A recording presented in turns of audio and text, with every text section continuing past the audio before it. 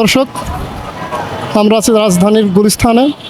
আপনারা জানেন বাংলাদেশ সরকার থেকে গত কয়েকদিন আগে হকারদের উচ্ছেদ করা হয়েছিল এবং রাস্তাগুলো সম্পূর্ণ ফাঁকা ছিল, সাধারণ মানুষ চলাচলে অনেক সুবিধা উপভোগ করেছিল। কিন্তু এখন আবার সে রাস্তাগুলো হকার বসছে এবং চলাচলের জন্য অনেকটাই কঠিন হয়ে পড়ছে। আপনাদের দেখানোর চেষ্টা করছি। এটা হচ্ছে রাজধানীর শাহবাগের ব্যবসা বাজারের পাশে আছে। এই রাস্তাটা কোনো প্রকার যানবাহন চলাচল করতে পারে না বললেই চলে।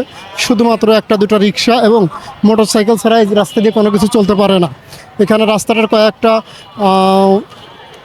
বলবো কি লেন্থ, সড়ক মহাসড়কের যেমন লেন্থ থাকে, এখানে কয়েকটা প্রকার দোকান করা আছে। 1 2 3 4 সারি দোকান রাস্তার উপরে করা আছে। এখানে বিভিন্ন রকম পোশাক বা বিভিন্ন রকম কাপড় চোপড় বিক্রি করা হচ্ছে। এখানে সাধারণ মানুষ চলাচল করতেও কষ্ট হয়। এখানে পরিবহন যানবাহন চলার কোনো অবস্থা নেই বললেই চলে। আমরা আছি রাজধানীর গুলিস্তানে, 0 পয়েন্ট থেকে একটু দূরে।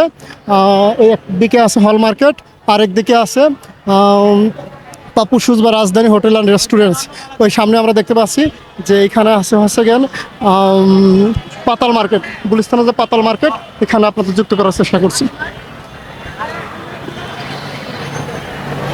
দর্শক, এই কি সেই ঢাকা যে ঢাকা আমরা কয়েকদিন আগে দেখছিলাম?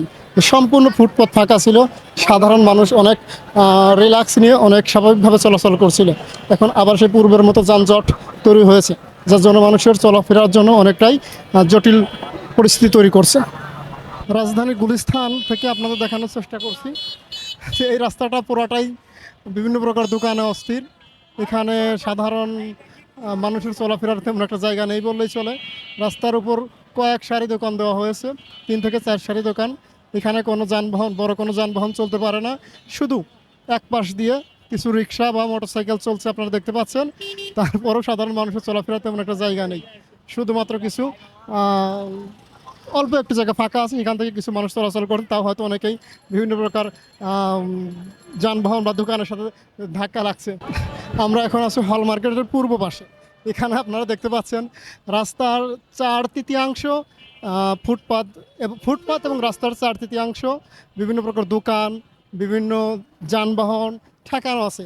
বাস বা যানবাহন চলাচলের জন্য এখানে রাস্তার 4 ভাগের 1 ভাগ উন্মুক্ত আছে, আর বাকি 3 অংশে বিভিন্ন রকম দোকান, ব্যবসা প্রতিষ্ঠান দিয়ে তারা রাস্তাটা অনেকটাই দখল করে রাখছে। আপনারা দেখছেন যে রাস্তার যে ফুটপাত, সরকার স্বীকৃত যে ফুটপাত, এটা পুরোটাই দখল করা আছে এবং রাস্তার যে অংশটা, এখানেও বিভিন্ন প্রকার দোকান আছে।